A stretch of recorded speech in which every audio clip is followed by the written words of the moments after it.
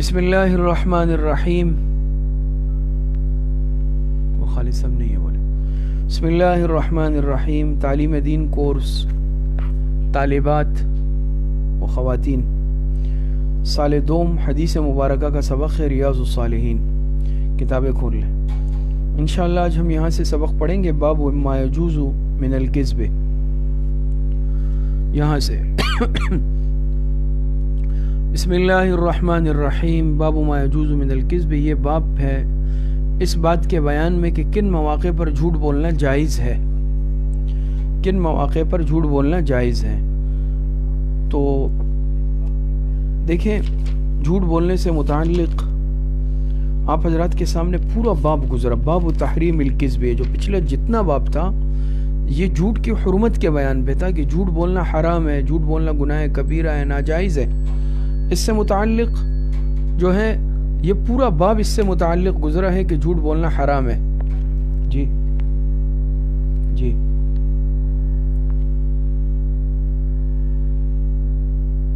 جی جی جی جی صحیح جی جی سبق کے جاتا تھا میں. تو باب ما یجوز من الکذب سے اب یہ جھوٹ کی حرمت تو بیان کر دی کہ جھوٹ کن مواقع پر حرام ہے، لیکن اب یہاں پر بعض وہ مقامات بتائیں گے کہ جن میں جھوٹ بولنا جائز ہوتا ہے، گنجائش ہوتی ہے جھوٹ بولنے کی، اور جھوٹ بولنے کا گناہ نہیں ملتا، وہ جھوٹ نہیں سمجھا جاتا. جیسے اگر آپ کو یاد ہو تو پیچھے غیبت سے متعلق باب آیا تھا، غیبت کے حرام ہونے کے بیان میں، لیکن باب ما یباح من الغیبہ بھی آپ نے پڑھا کہ بعض مقامات ایسے تھے کہ جن میں غیبت جو ہے غالباً 6 مقامات تھے اس طرح کہ جن مواقع پر غیبت کرنا جائز ہوتا ہے اور یہ غیبت کے زمرے میں نہیں آتا. تو اسی طرح جھوٹ مطلقاً حرام نہیں ہے، بلکہ بعض جگہیں ایسی ہیں، بعض مواقع ایسے ہیں کہ جن میں گنجائش ہوتی ہے اور وہ جھوٹ کے زمرے میں نہیں آتا. تو امام نووی رحمۃ اللہ علیہ نے یہ باب قائم فرما کر اب ان مواقع کا ذکر کریں گے جن میں جھوٹ بولنا اس کی گنجائش ہے. دیکھیں عبارت کو غور سے دیکھیں. فرماتے ہیں اعلم ان الکذب وان کان اصلہ محرما. فرماتے ہیں یہ بات اچھی طرح جان لو کہ بے شک جھوٹ بولنا وان کان اصلہ محرما، اگرچہ اپنی اصل کے اعتبار سے حرام ہے.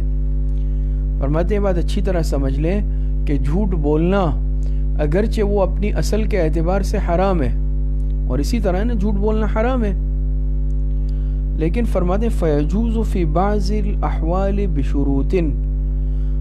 لیکن بعض صورتوں میں، بعض احوال میں، بعض حالات میں جھوٹ بولنا جائز ہو جاتا ہے. بعض احوال میں جھوٹ بولنا جائز ہو جاتا ہے بشروط، کچھ شرائط کے ساتھ، لیکن کچھ شرائط کے ساتھ. قد اوضحتها فی کتاب الاذکار. امام نووی فرماتے ہیں کہ اس کی وضاحت، اس کی تفصیلات میں نے اپنی کتاب الاذکار میں ذکر کر لیے. امام نووی رحمۃ اللہ علیہ کی ایک اور کتاب ہے الاذکار کے نام سے، اور اس مشہور کتاب ہے کتاب الاذکار امام نووی کی. تو فرماتے میں نے اپنی اس کتاب میں اس کی تفصیلات ذکر کر دی ہے، لیکن فرماتے ہیں وہ مختصر ذالک، لیکن مختصر طور پر فرماتے ہیں کہ اس کا خلاصہ یہ ہے. وہاں تو انہوں نے امام نووی رحمۃ اللہ علیہ نے تفصیل سے ذکر کیا ہوگا، یہاں اختصار کے ساتھ ذکر فرماتے ہیں کہ وہ کون سے مواقع ہیں جن میں جھوٹ بولنا جائز ہوتا ہے، حلال ہوتا ہے. وہ مختصر ذالک، مختصر طور پر فرماتے ہیں وہ اس طرح ہے کہ ان الکلام وسیلۃ الی المقاصد، کہ بے شک جو کلام ہوتا ہے، کلام آپ جانتی ہیں نا، کلام گفتگو، بات چیت، یہ مقاصد تک پہنچنے کا ذریعہ ہوتا ہے. انسان اپنے کلام کے ذریعے اپنے مقصد تک پہنچتا ہے. اسی طرح ہے نا بھائی، انسان اپنے کلام سے اپنے مقصد تک پہنچتا ہے. مجھے پانی چاہیے، میں زبان سے کہوں گا بھائی پانی لے کے آؤ، پانی آ جائے گا تو میں اپنے مقصد تک پہنچا، لیکن اس کے لیے مجھے کلام کرنا پڑا. تو فرماتے ہیں کہ کلام مقاصد تک پہنچنے کا وسیلہ اور ذریعہ ہوا کرتا ہے. فکل مقصود، عبارت دیکھے جہاں چل رہی ہے، فکل مقصود محمود یمکن تحصیلہ بغیر الکذب یحرم الکذب فیہ. فرماتے فکل مقصود، فرماتے ہر وہ مقصد محمود، جو محمود ہو، نیک ہو، پسندیدہ، اچھا مقصد ہو، پسندیدہ مقصد ہو، یمکن تحصیل بغیر الکذب، اور اس محمود مقصد تک، اس نیک مقصد تک، اس اچھے مقصد تک اگر اس کو حاصل کرنا ممکن ہے بغیر جھوٹ کے، اس محمود اور پسندیدہ مقصد تک پہنچنا ممکن ہے، اس کو حاصل کرنا ممکن ہے بغیر الکذب، جھوٹ کے بغیر، یحرم الکذب فیہ، تو پھر اس کے لیے جھوٹ بولنا جائز نہیں ہے۔ انسان اپنا ایک مقصد، اور وہ بھی جائز مقصد ہے، نیک مقصد ہے، کیونکہ غلط مقصد تو ہے ہی غلط، وہ انسان کسی بھی ذریعے سے نہیں حاصل کرنا چاہیے، وہ تو ہے ہی غلط، لیکن ایک جائز مقصد ہے، درست مقصد ہے، اور اس کو انسان حاصل کر رہا ہے، لیکن وہ بغیر جھوٹ کے حاصل ہو سکتا ہے، اس کے لیے جھوٹ بولنا ضروری نہیں ہے، سچ بول کے بھی حاصل ہو سکتا ہے، تو پھر جائز مقصد کو، نیک مقصد کو جھوٹ بول کر حاصل کرنا جائز نہیں ہے۔ اگر اس کے لیے صحیح راستہ موجود ہے اور سچ بول کر اس تک پہنچا جا سکتا ہے، تو پھر ایسے مقصد کو جھوٹ بول کر حاصل کرنا، اس تک پہنچنا جائز نہیں ہے۔ وَإِن لَمْ يُمْكِن تَحْصِيلُهُ إِلَّا بِالْكَذِبِ، لیکن اگر ممکن نہیں ہے اس نیک مقصد تک پہنچنا، اچھے مقصد تک پہنچنا، اس کو حاصل کرنا اگر ممکن نہیں ہے، الا بالکذب، مگر سوائے جھوٹ کے، یعنی جھوٹ ضروری ہے، جھوٹ کے بغیر آپ پہنچ ہی نہیں سکتے، تو جاز الکذب، پھر اس مقصد کے لیے جھوٹ بولنا جائز ہے۔ اب سمجھ میں آئے گا، مثالیں بھی آئے گی تو انشاءاللہ سمجھ میں آ جائے گا۔ تو فرماتے ہیں کہ پھر اس کے لیے جھوٹ بولنا کیا ہے؟ پھر اس کے لیے جھوٹ بولنا جائز ہے۔ ثم ان کان تحصیل ذلک المقصود مباحا، اب دیکھیں فرماتے ہیں پھر اگر اس یعنی وہ مقصد جو اچھا مقصد ہے اس کو حاصل کرنا مباح ہے، کیا ہے؟ مباح، آپ مباح جانتی ہے، تو فرماتے ہیں اگر وہ مقصد مباح ہے تو کان الکذب مباحا، تو جھوٹ بولنا بھی اس کے لیے مباح ہوگا۔ مباح کہتے ہیں ایسی چیز کو کہ جس میں کرنے میں ثواب نہ ہو، نہ کرنے میں گناہ نہ ہو، کرنے میں ثواب نہ ہو، نہ کرنے میں گناہ نہ ہو، اس کو کہتے ہیں مباح کام۔ مباح کام، اب یعنی بہت سارے کام ہم ایسے کرتے ہیں نا جو مباح ہوتے ہیں، جیسے نارمل عام گفتگو کرنا، یہ مباح ہے۔ انسان کہیں کام سے جا رہا ہے، موٹر سائیکل پہ بیٹھ کے، گاڑی میں بیٹھ کے گیا، جائز مباح کام ہے۔ تو ایسا مقصد کہ جس کے کرنے میں ثواب نہ ہو، نہ کرنے میں گناہ نہ ہو، اسے مباح کہا جاتا ہے۔ تو فرماتے ہیں پھر اگر اس جائز مقصد کو حاصل کرنا مباح ہے، اس کے لیے جھوٹ بولنا بھی مباح ہوگا۔ وَإِن كَانَ وَاجِبًا، وَإِن كَانَ أي وَإِن كَانَ تَحْصِيلُ ذَلِكَ الْمَقْصُودِ وَاجِبًا، اور اگر اس مقصد کو حاصل کرنا واجب ہے تو كَانَ الْكَذِبُ وَاجِبًا، اس کے لیے جھوٹ بولنا بھی واجب ہوگا۔ تو جو حکم اس مقصد کا ہے وہ حکم اس کے لیے جھوٹ کا ہے۔ اگر وہ مقصد حاصل کرنا واجب ہے، مثال آ جائے گی، جھوٹ بولنا بھی واجب ہے۔ اس مقصد کو حاصل کرنا کیا ہے؟ مستحب ہے، جھوٹ بولنا بھی مستحب ہے۔ اس مقصد کو حاصل کرنا مباح ہے تو جھوٹ بولنا بھی مباح ہے، بشرطے کہ جھوٹ کے بغیر وہ مقاصد حاصل نہ کیے جا سکتے ہو۔ اچھا، فرماتے فَإِذَا اخْتَفِيَ مُسْلِمٌ مِّن ظَالِمٍ يُرِيدُ قَتْلَهُ، دیکھیں اب مثال سمجھ میں آ جائے گی۔ فرماتے ہیں کہ فَإِذَا اخْتَفِيَ مُسْلِمٌ مِّن ظَالِمٍ، کہ اگر ایک صاحب ایمان کیا کرے، کسی انسان کو چھپا لے اپنے پاس کسی ظالم سے، اور وہ ظالم اس شخص کے قتل کا ارادہ کر رہا ہے۔ کوئی ظالم انسان کسی کی جان لینے کا ارادہ کر رہا ہے اور اس نے اس شخص کو چھپا لیا، یا اس کو پتہ ہے وہ کہاں چھپا ہوا ہے۔ ظالم نے اس سے پوچھا تو اس نے کہا مجھے معلوم نہیں ہے، اس نے جھوٹ بولا، اس کو معلوم تھا۔ لیکن آپ بتائیں ایک مسلمان کی، انسان کی جان بچانا کیا ہے؟ واجب ہے۔ تو جان بچانا واجب ہے، تو جان بچانے کے لیے جھوٹ بولنا بھی یہاں واجب ہو جائے گا۔ اب اگر کوئی کہے کہ نہیں بھائی میں تو سچ بولوں گا، مجھے پتہ ہے وہ فلاں جگہ جا کے چھپا ہوا ہے، اور اس شخص ظالم نے جا کر اس کو قتل کر دیا، اس کی جان لے لی، تو اس شخص کے نام اعمال میں بھی قتل کا گناہ لکھا جائے گا، جو یہ کہہ رہا ہے کہ میں نے سچ بولا۔ کیوں؟ جان بچانا فرض ہے، واجب ہے۔ جب جان بچے، انسان کی جان بچانا واجب ہے، جان بچانے کے لیے اس وقت جھوٹ بولنا بھی واجب ہو جائے گا، اور گناہ نہیں ملے گا بلکہ اجر ملے گا، کیونکہ جان بچا لی، ایک نیک مقصد کے لیے جھوٹ بول رہا ہے۔ بات سمجھ میں آیا نا؟ اسی طریقے سے اخذ مالی، ایک انسان کسی اور کا مال لوٹنا چاہتا ہے، مال لوٹنا چاہتا ہے، تو اس کے لیے اگر اب کسی نے جھوٹ بول دیا اور اس کا مال بچ گیا، تو ایک انسان کے مال کو بچانا بھی واجب ہے۔ تو جب مال بچانا واجب ہے، مال بچانے کے لیے جھوٹ بولنا بھی واجب ہو جائے گا۔ ورنہ تو ڈاکو سب لے جائیں گے نا. اب مثال کے طور پہ دیکھیں بعض مرتبہ انسان کے پاس رقم ہوتی ہے, سونا ہوتا ہے, چیزیں ہوتی ہیں. اب ڈاکو آئے کہا بھائی جلدی بتاؤ پیسے کہاں رکھے ہوئے ہیں, جلدی بتاؤ سونا کہاں چھپایا ہوا ہے.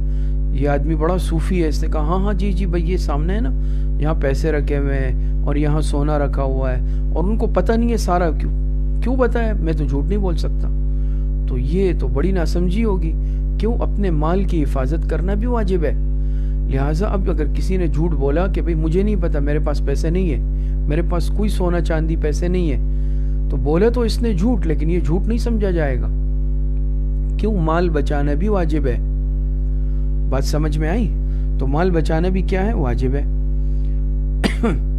فرماتے ہیں وَأَخْفَى مَالَهُ, اور اسی طرح وَأَخَذَ مَالِهِ, کوئی اس کا مال لوٹنا چاہتا ہے, وَأَخْفَى مَالَهُ, اور یہ اپنا مال بچانا چاہتا ہے, یا کسی کا مال بچانا چاہتا ہے تو اس کے لیے جھوٹ بول دے, تو یہ جھوٹ بولنا بھی کیا ہوگا, واجب ہوگا.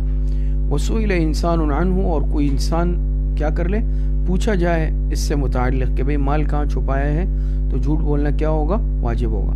تو وجب الکذب بإخفائه, تو جان بچانے کے لیے, مال بچانے کے لیے جھوٹ بولنا جائز ہوگا, بلکہ واجب ہوگا. کسی نے کہا بھی فلاں شخص کہاں چھپا ہوا ہے, مجھے پتہ ہی اس کو قتل کرے گا. میں نے کہا مجھے معلوم نہیں, جھوٹ بولا, لیکن یہ جھوٹ بولنا واجب تھا. مال کہاں چھپایا ہوا ہے, میں نے کہا پتہ نہیں, حالانکہ پتہ تھا. تو یہ جھوٹ بولنا واجب ہے, کوئی گناہ نہیں ملے گا, بلکہ واجب ہوگا تاکہ جان اور مال بچ جائے. تو وجب الکذب بإخفائه, جان اور مال کو بچانے کے لیے, چھپانے کے لیے جھوٹ بولنا واجب ہے. وَكَذَا لَوْ كَانَ عِنْدَهُ وَدِيعَةٌ, اسی طرح اگر کسی کے پاس کسی کی امانت رکھی ہوئی ہے, ودیعہ کہتے ہیں امانت کو, وَأَرَادَ ظَالِمٌ أَخَذَهَا, اور ظالم اس شخص سے وہ امانت چھیننا چاہتا ہے, لوٹنا چاہتا ہے, لینا چاہتا ہے, وجب الکذب بإخفائها, اس کے لیے اس کو چھپانا واجب ہے, چھپانے کے لیے جھوٹ بولنا واجب ہے. اس کے پاس امانت رکھی ہوئی ہے, بڑی بڑی رقمیں رکھی ہوئی ہیں, لوگوں کی امانتیں ہیں. ڈاکو آ گئے, بھائی جلدی بتاؤ کہاں ہے, اس نے کہا میرے پاس تو نہیں ہے, وہ تو نہیں ہے ابھی, میرے پاس ہے ہی نہیں. تو اس نے جھوٹ بولا, لیکن یہ جھوٹ بولنا واجب ہے. والأحوط, اب یہ سمجھ لے, بہت اہم بات ہے. والأحوط في هذا كله أن يوري, لیکن ان تمام معاملات میں سب سے زیادہ احتیاط اس میں ہے. احوط مبالغے کا صیغہ ہے, زیادہ احتیاط اسی میں ہے. فی ہذا کلہ, ان تمام معاملات میں, ان تمام باتوں میں جو بھی آپ کے سامنے گزری, جان بچانے کے لیے جھوٹ بولنا, مال بچانے کے لیے جھوٹ بولنا, عزت بچانے کے لیے جھوٹ بولنا, جھوٹ بولنا بالکل واجب ہے, جائز ہے, بلکہ واجب ہے. لیکن زیادہ احتیاط اس میں ہے ان تمام معاملات میں کہ ان یوریا, کہ انسان توریہ کر لے. کیا کر لے, توریہ کر لے. توریہ کہتے کسے, آپ نے یہ لفظ شاید سنا ہوگا تا کے ساتھ, توریہ. توریہ کسے کہتے ہیں, دیکھیں اب توریہ کی تعریف بھی خود کی امام نووی رحمۃ اللہ علیہ نے. فرماتے وَمَعْنَ التَّوْرِيَةِ أَن يَقْصِدَ بِعِبَارَتِهِ مَقْصُودًا صَحِيحًا لَيْسَ هُوَ كَاذِبٌ بِالنِّسْبَةِ إِلَيْهِ وَإِنْ كَانَ كَاذِبًا فِي ظَاهِرِ اللَّفْظِ. فرماتے توریہ اسے کہتے ہیں کہ ایک انسان ارادہ کرے, ایک انسان کا قصد ہو, ارادہ ہو, بعبارت, اس عبارت سے, اس لفظ سے, اس جملے سے, اس کلام سے, مقصوداً صحیحاً, صحیح مقصد کا.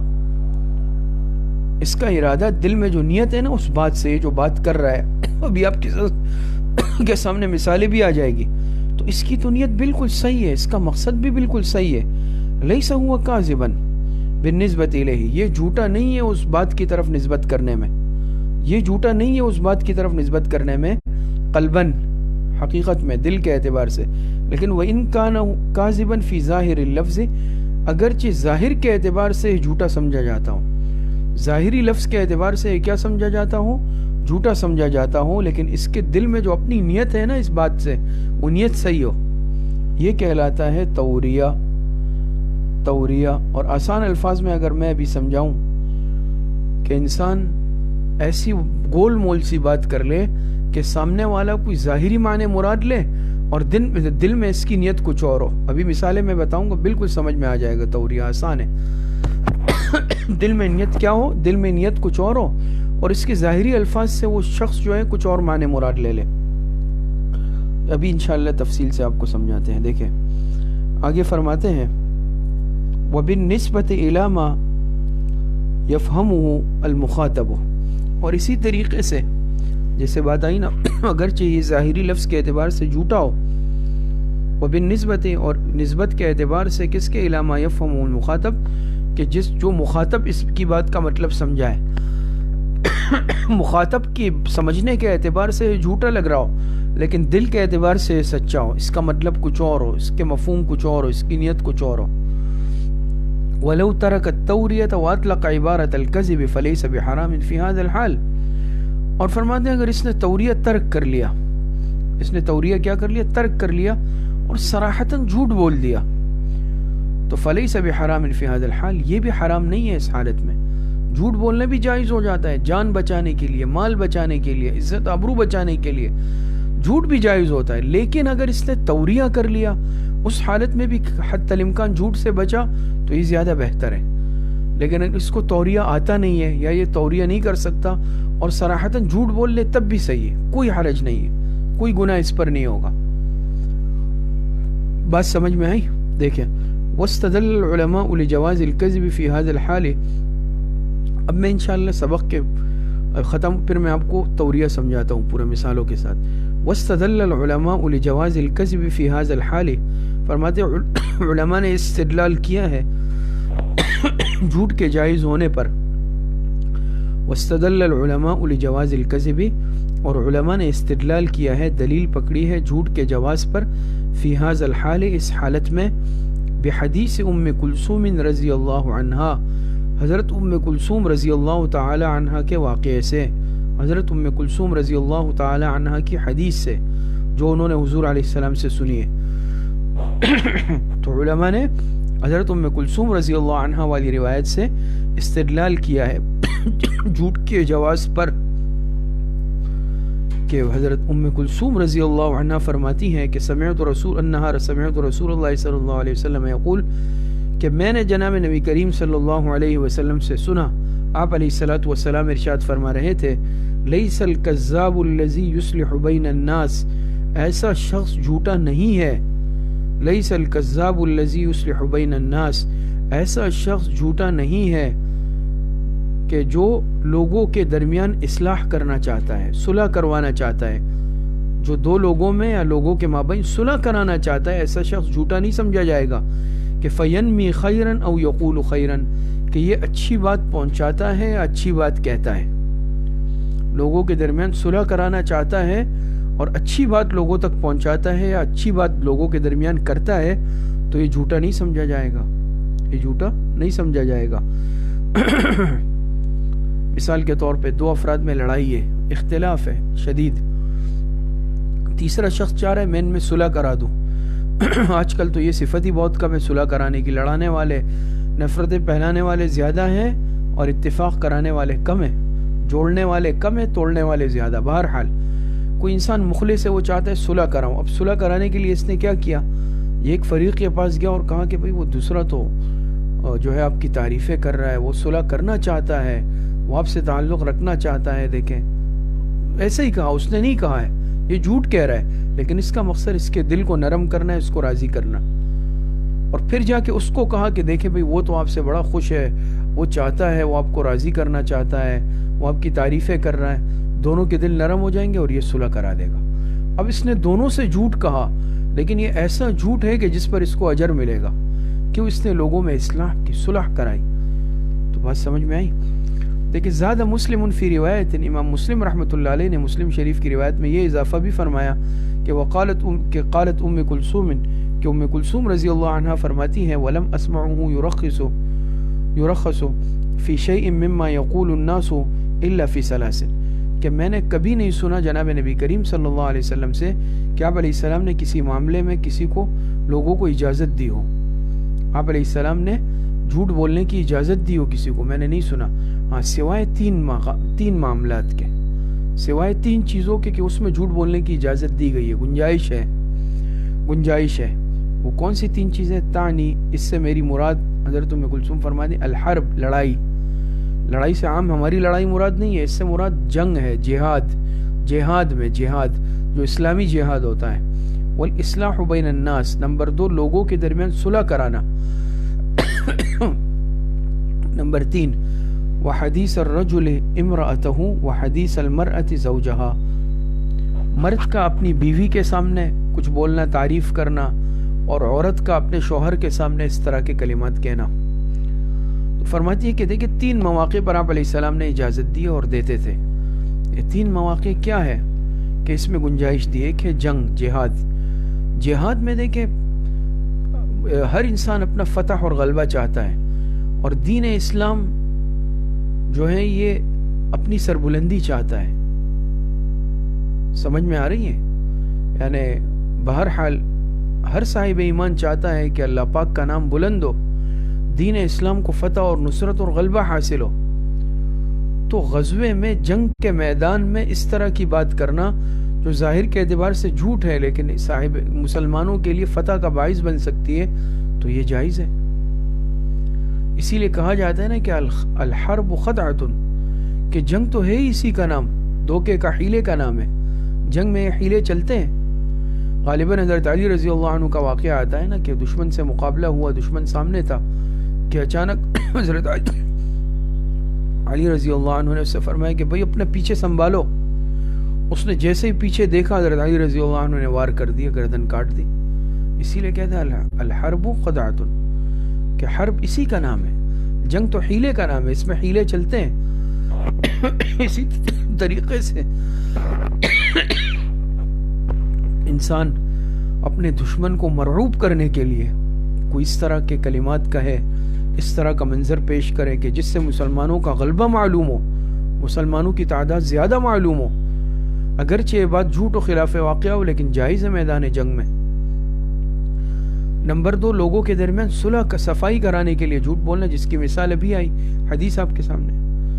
2 افراد میں، جیسے میں نے عرض کیا، لڑائی ہے، جھگڑا ہے، 2 فریقین میں، 2 خاندانوں میں، ایک انسان دونوں کو قریب لانا چاہتا ہے، صلح کرانا چاہتا ہے، اس کے لیے چاہے اس کو کچھ جھوٹ موٹ بات بنانی پڑے لیکن یہ جائز ہوگی اور یہ بڑا مستحسن قدم ہوگا، لوگوں میں جوڑ، اتحاد، اتفاق، محبت پیدا کرنے کی نیت سے اگر ایسا کیا جائے۔ صلح کے لیے جھوٹ بولنا تک جائز ہے۔ دیکھیں آپس کا اتحاد، صلح اتنی اہم چیز ہے، لیکن آج تو ہم لڑانے کے لیے جھوٹ بول دیتے ہیں۔ کوئی ایسی بات مل جائے کہ آپس میں نہ اتفاقی، لڑائی جھگڑے، نفرتیں پیدا ہو جائیں، کتنی افسوس کی بات ہے۔ اور تیسرا فرمایا کہ شوہر بیوی اور بیوی شوہر کے سامنے کوئی اس طرح کی بات کرے تاکہ آپس میں دلوں میں محبت پیدا ہو جائے۔ جھوٹی تعریفیں کرنا،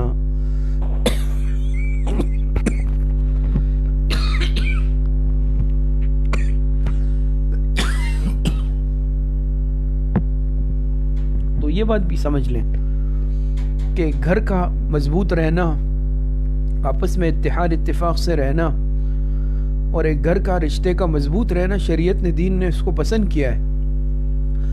گھر ٹوٹنا، نفرت پیدا ہونا، رشتے ختم ہونا، طلاق تک نوبت جانا شریعت کے نزدیک یہ ناپسندیدہ عمل ہے۔ تو ایک مرد بیوی کے دل میں محبت پیدا کرنے کے لیے اس کی تعریف کرے، کوئی اس طرح کی بات کرے، بہت اچھی بات ہے۔ بیوی اپنے شوہر کے سامنے اس طرح کی بات کر لے، اس کا دل خوش کر لے، چاہے اگرچہ کیا ہے حقیقت سے تعلق نہ ہو، لیکن اس کے باوجود جس بات کی بنیاد پر آپس میں اتحاد اتفاق پیدا ہو تو جائز ہے۔ اب آخر میں توریہ کی کچھ مثالیں سن لیں تو آپ کے لیے معاملہ آسان ہو جائے گا۔ دیکھیں توریہ کہتا ہے، جیسے میں نے عرض کیا، اس طرح کی بات کہنا کہ سامنے والا کچھ اور مراد لے اور انسان کی نیت کچھ اور ہو۔ حضور علیہ السلام سفر ہجرت پر تشریف لے جا رہے تھے، حضرت ابوبکر صدیق رضی اللہ عنہ ہمراہ تھے۔ سادہ براؤڑ ہے۔ میں نے عرض کیا کہ آپ علیہ السلام جب ہجرت پر تشریف لے گئے تو آپ خاموشی سے نکلے، کافر آپ کے تعاقب میں تھے، آپ پر انعام تھا گرفتاری پر، آپ کے خون کے پیاسے تھے۔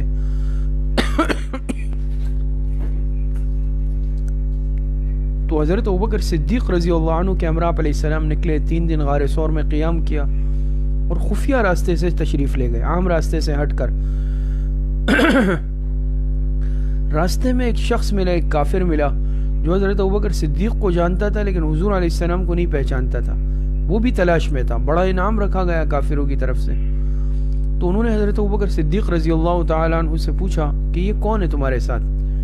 اب اگر حضرت ابوبکر صدیق رضی اللہ عنہ بتاتے کہ میرے ساتھ پیغمبر ہے، حضور علیہ السلام ہے، تو آپ کی جان مبارک کو خطرہ تھا۔ حضرت ابوبکر صدیق رضی اللہ عنہ نے کیا فرمایا؟ ھذا الرجل یہدینی السبیل، ھذا الرجل یہدینی السبیل، یہ وہ شخص ہے جو مجھے راستہ دکھا رہا ہے، یہ میرے ساتھ وہ شخص ہے جو مجھے راستہ دکھا رہا ہے۔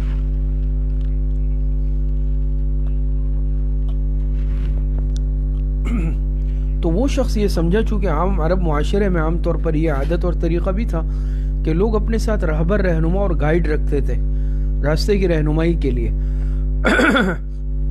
تو جب حضرت ابوبکر صدیق رضی اللہ عنہ نے فرمایا ھذا الرجل یہدینی السبیل، وہ سمجھے شاید یہ ایک رہنما ہے، راستہ دکھانے والا، لیکن دل میں حضرت ابوبکر صدیق رضی اللہ عنہ نے کیا مراد لیا کہ یہ وہ شخص ہے جو مجھے دین کا راستہ دکھانے والا ہے، یہ وہ شخص ہے جو مجھے جنت کا راستہ دکھانے والا ہے۔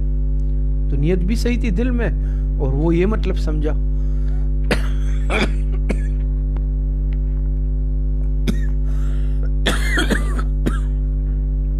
تو یہ مثالیں موجود ہیں اس طرح۔ اسی طریقے سے حضرت حجت الاسلام مولانا محمد قاسم نانوتوی رحمۃ اللہ علیہ کے متعلق آتا ہے، جب انگریز کے خلاف انہوں نے جہاد کیا غالباً 1857 میں، انگریز نے ان پر بھی انعام رکھ دیا، گرفتاری کا اعلان تھا اور سخت سزا کا امکان تھا۔ حضرت مولانا محمد قاسم نانوتوی رحمۃ اللہ علیہ روپوش ہو گئے اور 3 دن تک روپوش رہے، لیکن 3 دن بعد واپس نکلے۔ لوگوں نے کہا، انہوں نے عرض کیا حضور علیہ الصلوۃ والسلام کی سنت مبارکہ 3 دن تک ہے، آپ غار ثور میں 3 دن رہے۔ 3 دن بعد حضرت مولانا محمد قاسم نانوتوی رحمۃ اللہ علیہ باہر تشریف لے آئے، لیکن اصل واقعہ ذکر کرنا ہے، جب روپوش تھے مسجد میں تو ایک دن انگریز CID آئی گرفتار کرنے، ان کو کسی نے بتایا کہ یہ اس مسجد میں ہوتے ہیں، اور حضرت مولانا محمد قاسم نانوتوی رحمۃ اللہ علیہ کا ظاہری حلیہ تو بالکل سادہ تھا، دبلا پتلا نحیف جسم اور ایک تہبند اور ایک کرتا جسم پر تھا، حالانکہ علم کے پہاڑ تھے، اتنے بڑے عالم، ظاہری اعتبار سے نہیں محسوس ہوتا تھا۔ تو وہ انگریز افسر آیا اور پوچھا ان سے کہ مولوی، وہ سمجھے مسجد کا کوئی خادم ہے، پوچھا مولوی محمد قاسم کہاں ہے؟ اب تو یہ خود حضرت مولانا قاسم نانوتوی تھے، اگر کہتے ہیں کہ میں ہوں گرفتار ہو جاتے۔ تو غیر محسوس طریقے سے 2-4 قدم پیچھے ہٹے اور کہا کہ ابھی تھوڑی دیر پہلے یہاں تھے۔ اس جگہ سے تھوڑا سا پیچھے ہٹ گئے 2-4 قدم اور اس جانب اشارہ کر کے کیا کہا کہ ابھی تھوڑی دیر پہلے یہاں تھے، یعنی اس جگہ تھے، اب تو پیچھے ہٹ گئے نا، وہ سمجھے شاید تھے اور اب جا چکے ہیں، تو وہ واپس چلا گیا۔ اسے توریہ کہتے ہیں۔ اسی طرح حضرت مولانا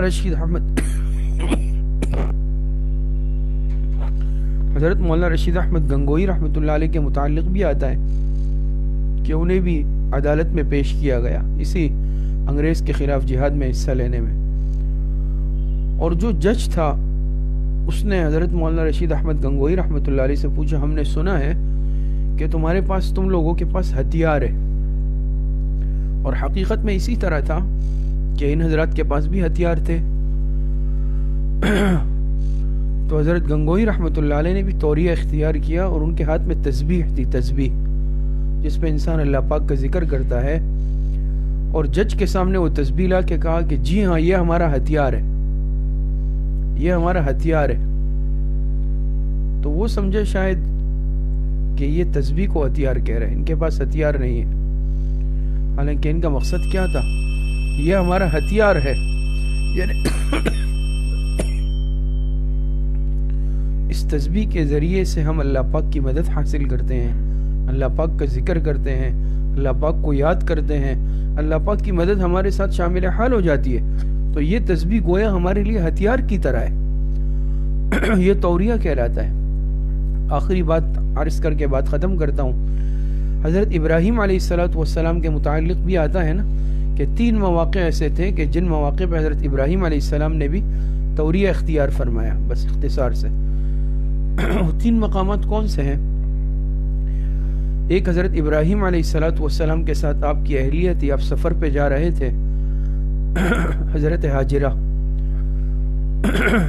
ایک ظالم بادشاہ کے علاقے سے گزر ہوا، اس نے پکڑ لیا، اور وہ ایسا ظالم بادشاہ تھا جو خواتین کی عزتوں کو خراب کرتا تھا، لیکن اس کا یہ اصول تھا کہ اگر ساتھ میں بیوی ہوتی تھی کسی کے ساتھ تو وہ اس کو قبضے میں لے لیتا اور پھر اس کی بے حرمتی کرتا، لیکن اگر خونی رشتہ ہوتا جیسے بہن ساتھ میں ہوتی تو پھر اس صورت کے اندر وہ کیا ہے، پھر وہ کچھ نہیں کہتا تھا۔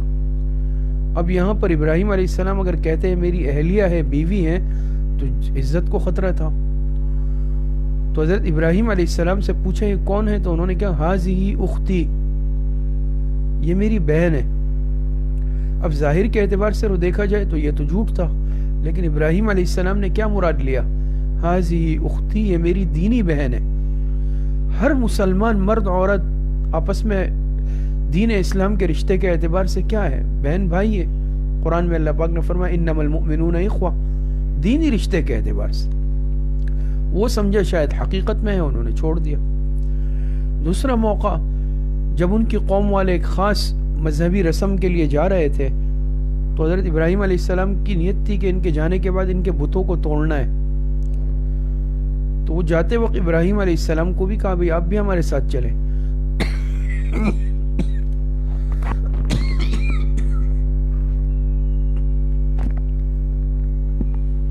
لیکن اب ابراہیم علیہ السلام نے تو پیچھے رہنا تھا، ان کے بتوں کو توڑنا تھا، لیکن کوئی عذر بھی کرنا تھا، معقول عذر، ورنہ وہ شک کرتے ہیں کہ کیوں پیچھے رہ رہے۔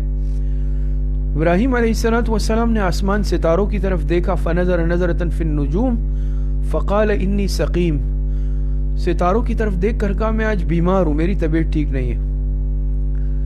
ستاروں کی طرف دیکھ کر کہا انی سقیم۔ وہ چونکہ ستارہ پرست بھی تھے، بت پرست تھے، ستارہ پرست تھے، نجوم پرست تھے، تو وہ سمجھے شاید انہوں نے کوئی ستارہ دیکھ لیا ہے اور ان کے لیے آج جانا مناسب نہیں ہے، یہ واقعی بیمار ہے۔ ابراہیم علیہ السلام نے سقیم سے مراد کیا لیا؟ انی سقیم، میں بیمار ہوں، روحانی مرض مراد لیا کہ ہر انسان بشری تقاضے کے تحت کسی نہ کسی درجے میں بیمار ہے۔ تو حقیقی بیمار تو نہیں تھے، لیکن فرمایا انی سقیم کہ میں مریض ہوں روحانی اعتبار سے۔